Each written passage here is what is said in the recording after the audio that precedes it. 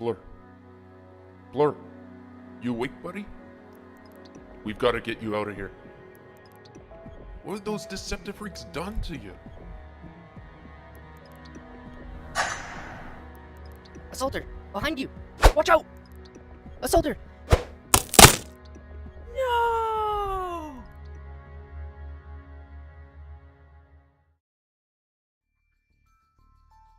Report just came in. Assaulter was killed in action.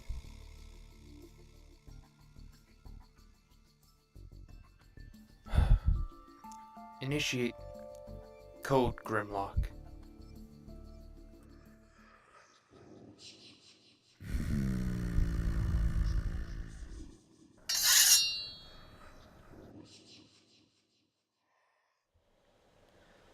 Hello and welcome to another Wackimus HD figure review, where we are looking at Takaras' masterpiece, Grimlock. Grimlock was originally introduced in the G1 Season 1 cartoon of the Transformers, as the leader of the ragtag group known as the Dinobots.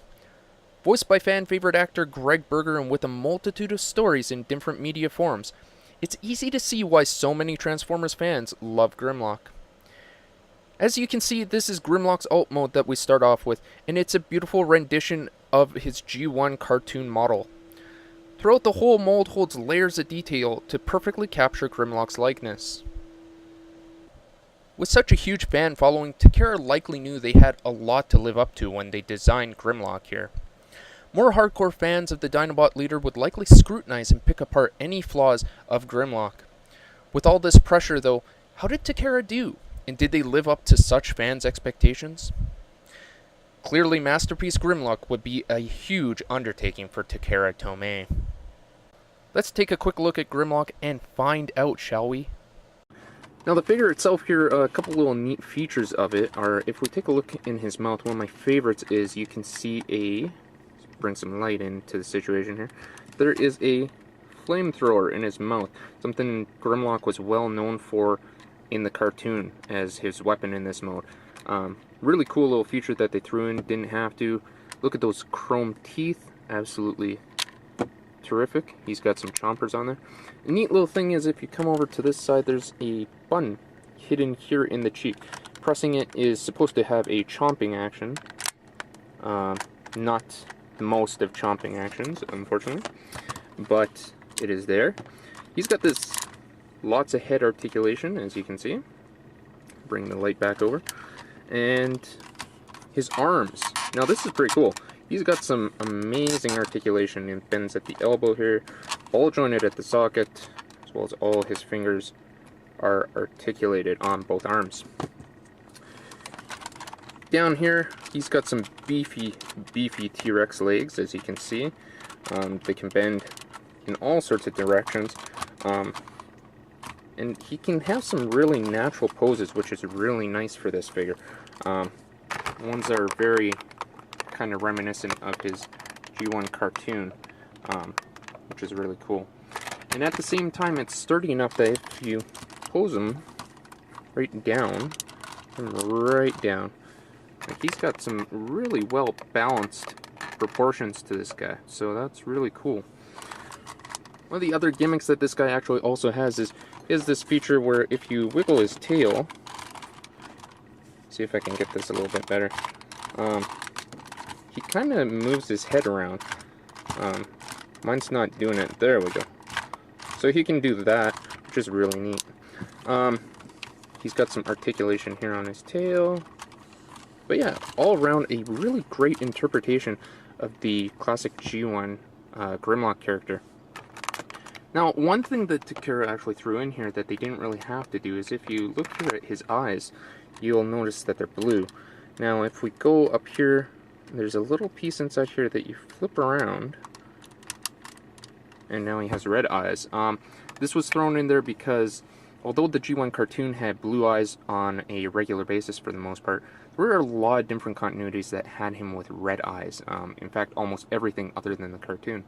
So a nice little nod that Takara threw in to really hardcore Grimlock Dinobot fans who would kind of notice that little fact. So I personally prefer the blue myself because I like the cartoon accuracy.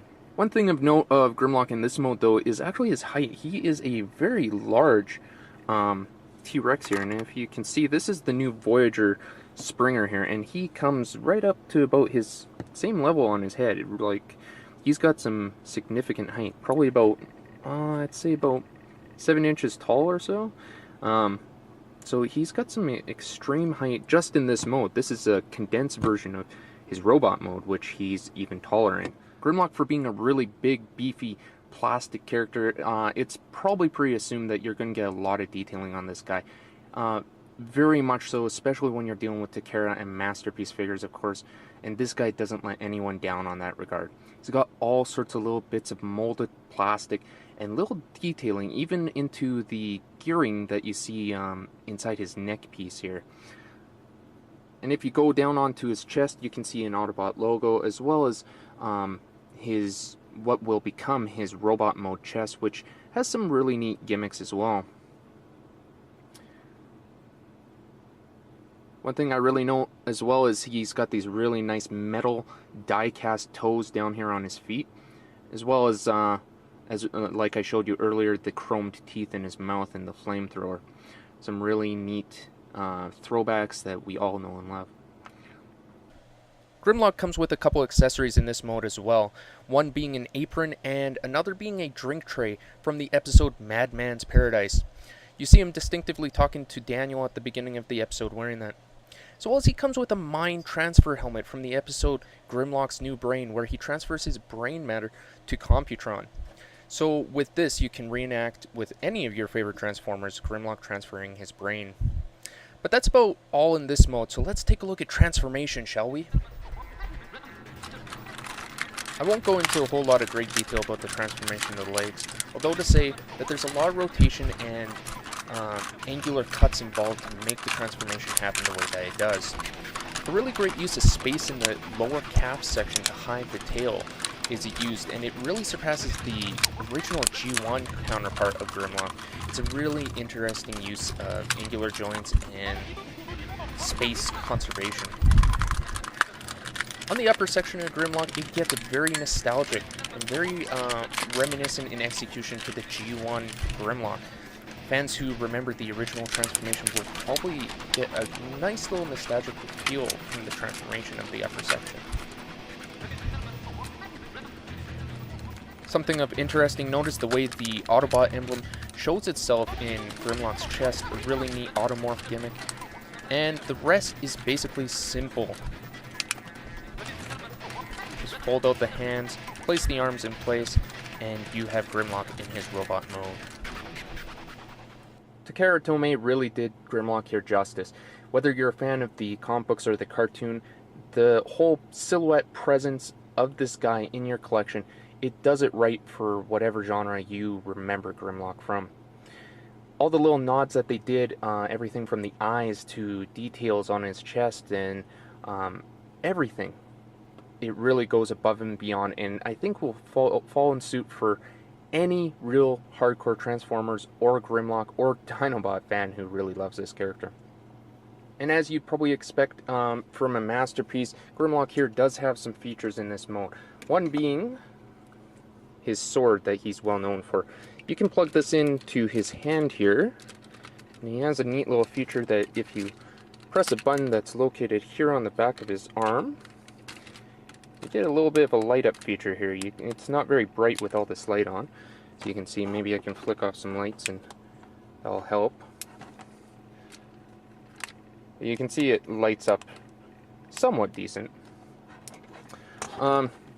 This is also able to work with his laser pistol, which also plugs into that hand, and again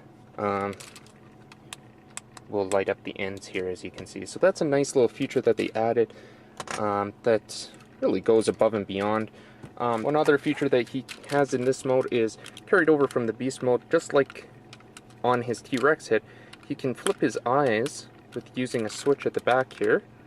You just move the switch up and down, and it creates red eyes or blue eyes, depending on what your preference is, so you can have them displayed in whatever colored eyes you wish to make it more accurate to the series you loved. So let's talk a little bit about Grimlock's articulation in this mode. First, he's got kind of ball jointed arms up here on this huge ball joint socket. He's got kind of almost double jointed elbows, but they only give about a 90-degree range of motion, which, given all the beefiness of this is something I can kind of live with. He's got swiveling wrists here. Now on this hand, you will notice, because of the light feature, there is no movement on the fingers here, just on the thumb, which is ball jointed here. If we take a look at the other one, he has some articulation on the fingers, as well as the index finger moves separately, as well as a ball jointed thumb.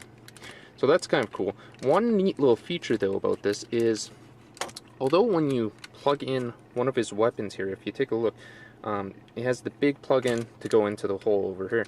Now, what's kind of neat is, because of these moving fingers, Takara actually designed this smaller peg system so that if you plug the smaller peg in, he can actually hold his weapon a lot sturdier than, say, Masterpiece 01 Prime, who kind of flopped his gun around. So this is a really nice addition and progress on molding. Leg articulation is as follows. He's got some outwards movement here, so he can do the Preceptor kick, or he can also move.